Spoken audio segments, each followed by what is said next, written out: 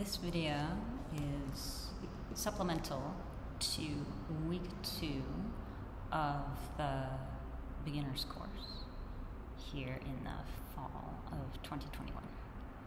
So what's coming up in the classroom is my perception that it's time to clarify the difference between Iyengar methodology for the postures of the Surya Namaskara and Ashtanga methodology. So Iyengar method and Ashtanga yoga method are sibling paths.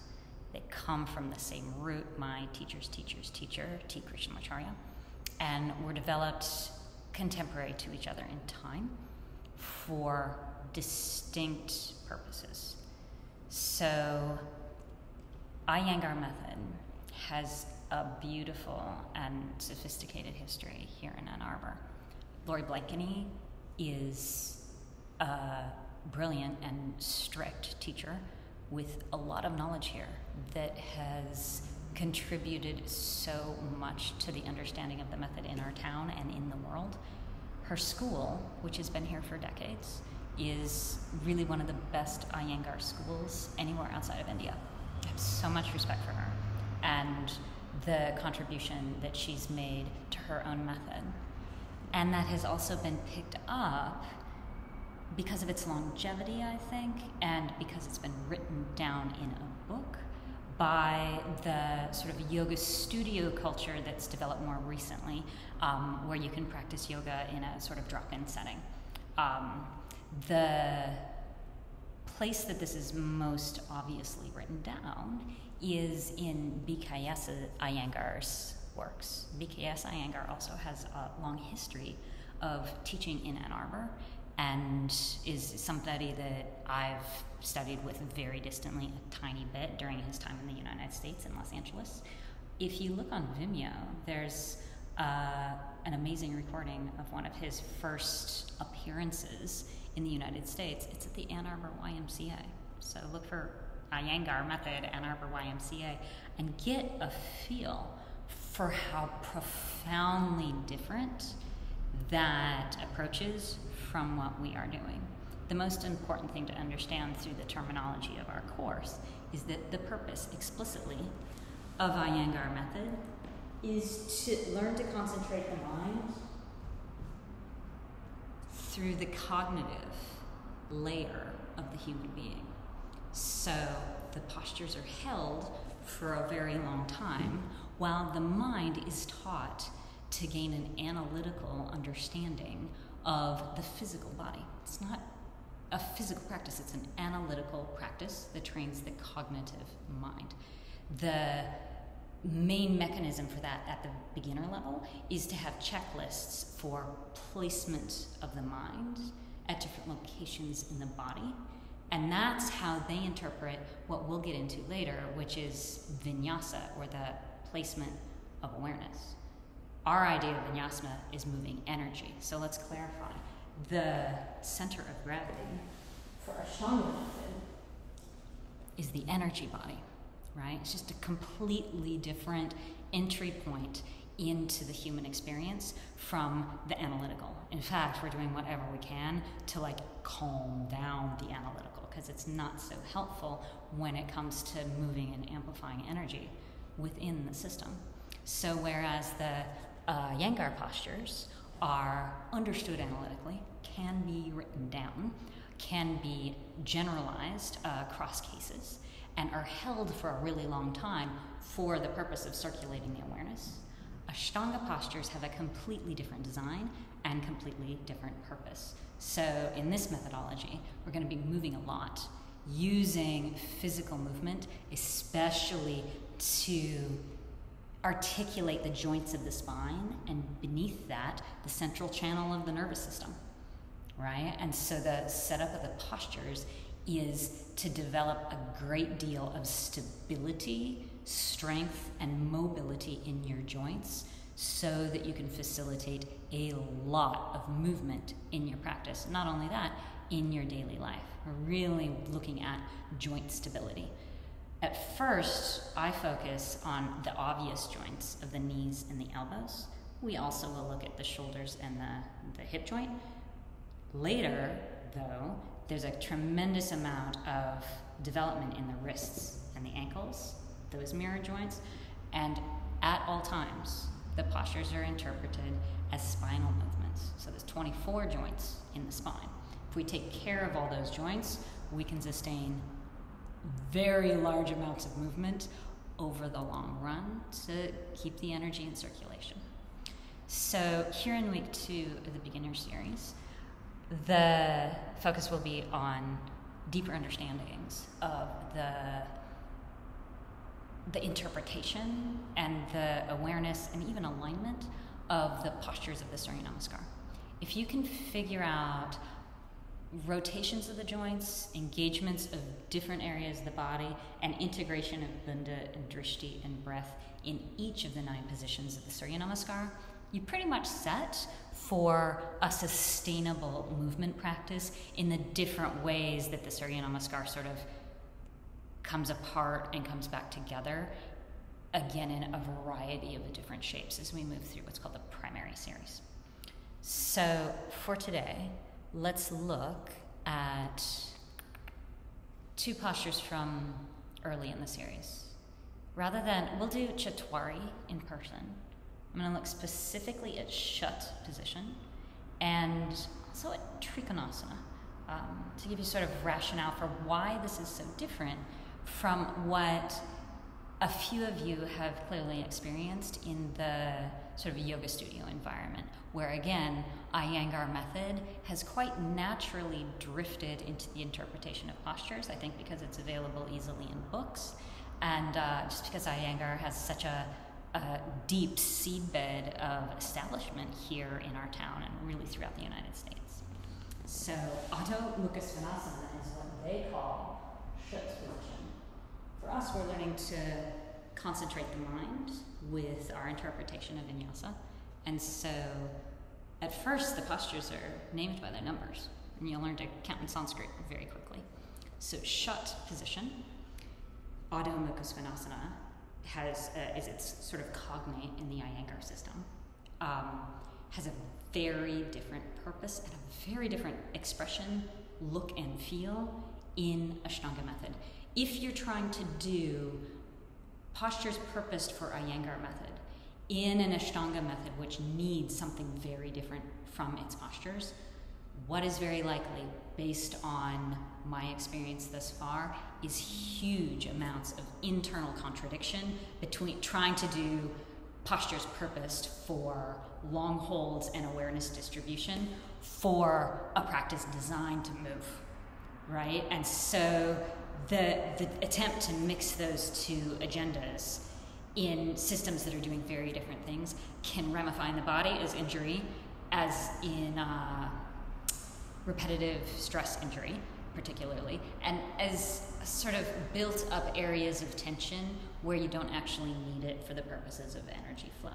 So specifically, here we go in Iyengar method of Adho Mukha Svanasana. So long run, it's going to look like this.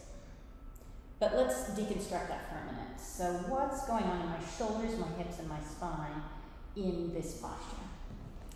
So the legs and the arms are basically moving parallel to each other.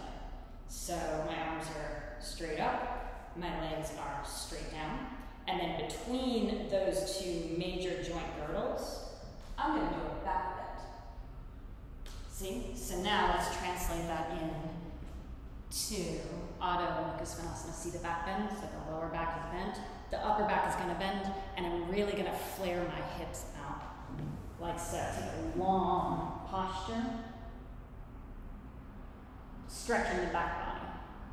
So you can check out Light on Yoga, BKS Iyengar doing this sort of big thoracic sort of swoop down to the ground. And the thing that makes that possible is drawing the shoulders into that shape, right here. Pretty straight in the shoulders. This is a posture that you could do for 20 minutes in theory and use as a way to open the spine and circulate the awareness. In Ashtanga method, you get 5 breaths there, which is actually a lot for Ashtanga, but it's not designed for rotation of the awareness. It's designed for concentrating on breath, bandha, drishti, letting your heart rate kind of stabilize before you get moving it again.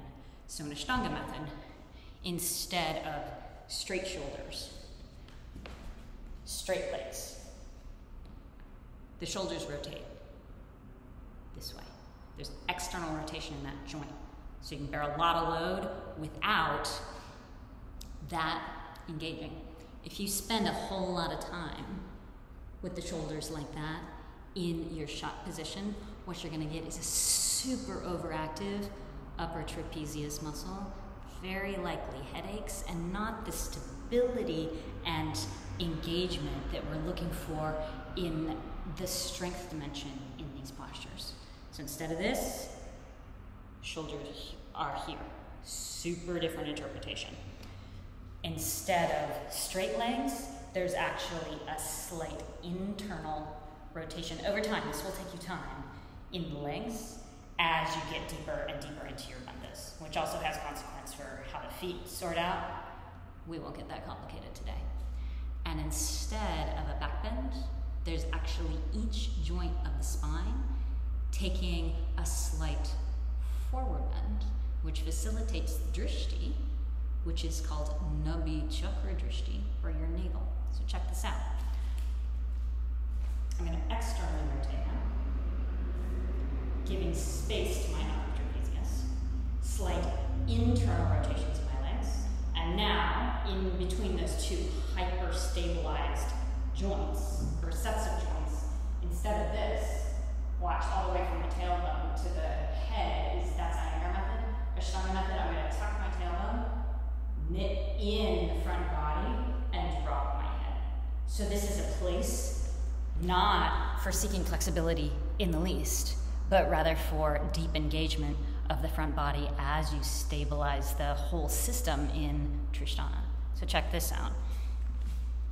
Adho Mukha Svanasana, Iyengar Method, is long and extended in the spine. For Ashtanga Method, I'm going to widen my hands, walk my feet in about a foot, and then instead of this orientation in my lower back, it's quite the complementary shape, so I'm going to tuck my tailbone. See that? Each vertebra of the spine is going to move, instead of that into extension, into light flexion, all the way up to the joints of the neck.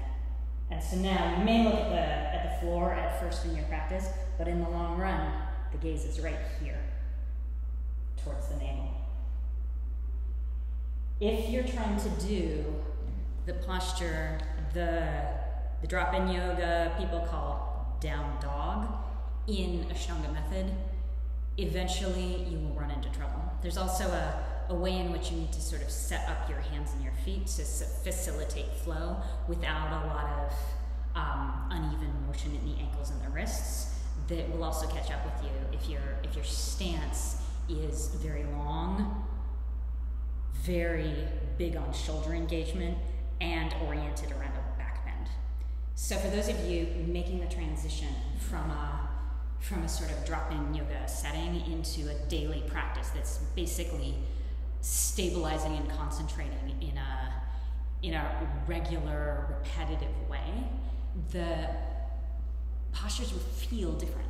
And they might not scratch some of the itches that now exist because we're used to the posture, oh, well, I need to open my lower back, right? Or I need to open my pelvic floor. A lot of people in the pose known as down dog are actually spreading and opening the pelvic floor without the knitting in and engagement that we do in Ashtanga Method, right? So if that's coming up for you, the desire to scratch that itch, my reframe would just be the awareness that this is actually a completely different posture.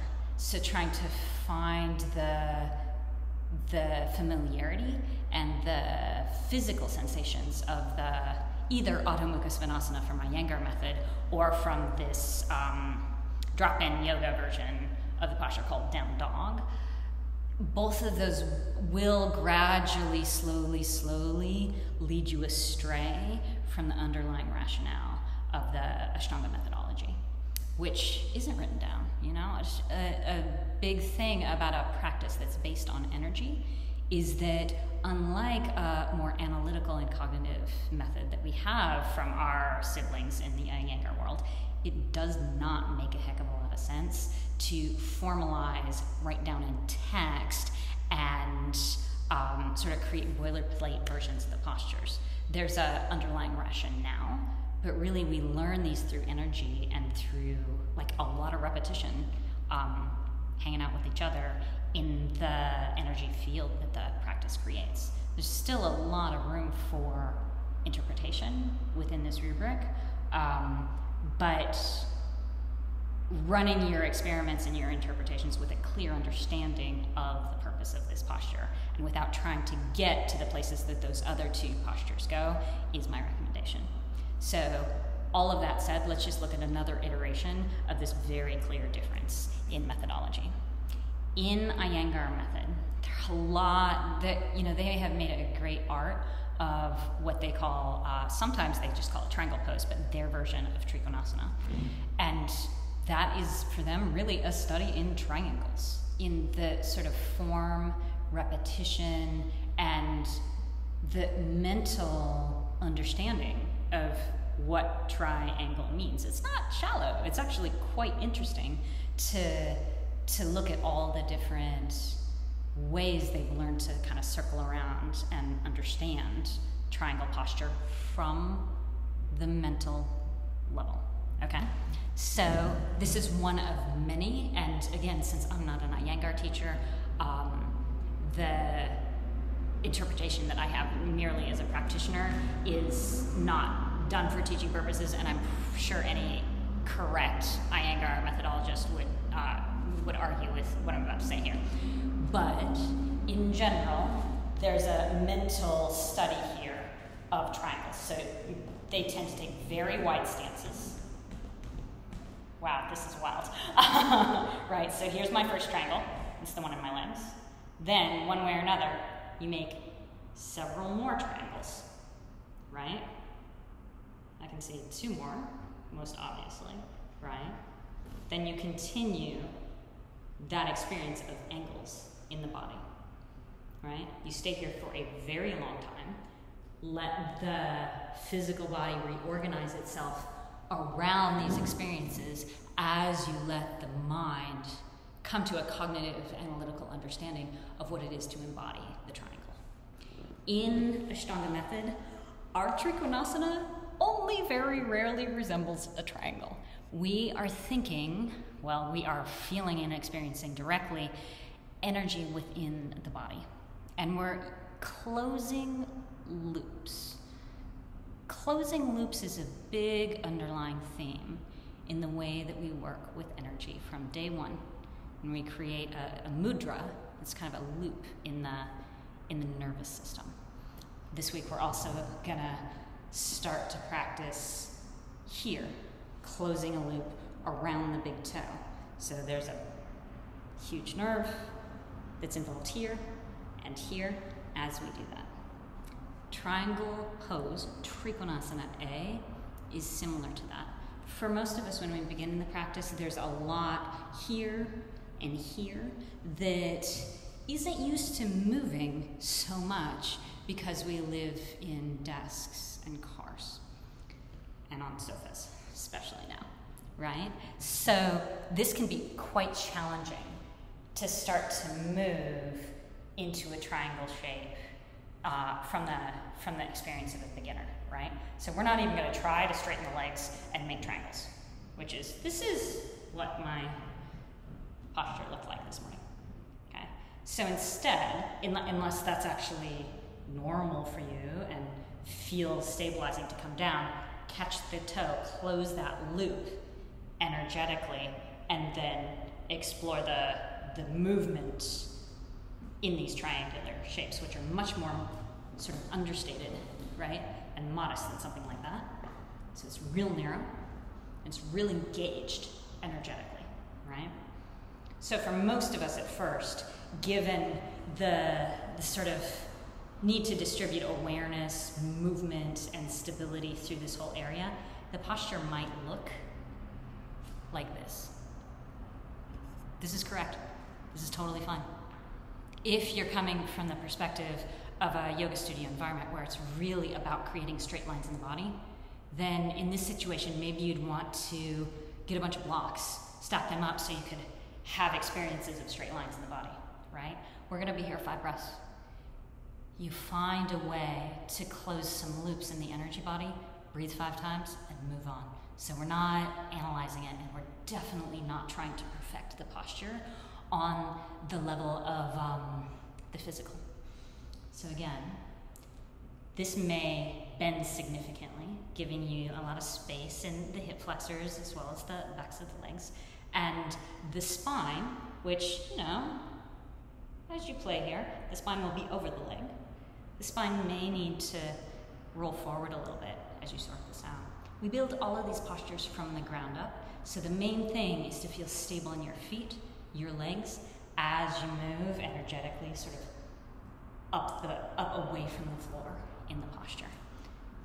So again, completely different rationale, completely different expression. And if you're looking to scratch the itches or have the understanding of the Iyengar methodology in Ashtanga methodology, not only will internal physical contradiction arise, but it can potentially be frustrating. And that's the main thing, is to make sure that the formal, true understanding of a kind of perfectionism that is there on the physical level in the Iyengar method, or on the mental level, really. For us, we say that the posture is perfect if the breathing is correct.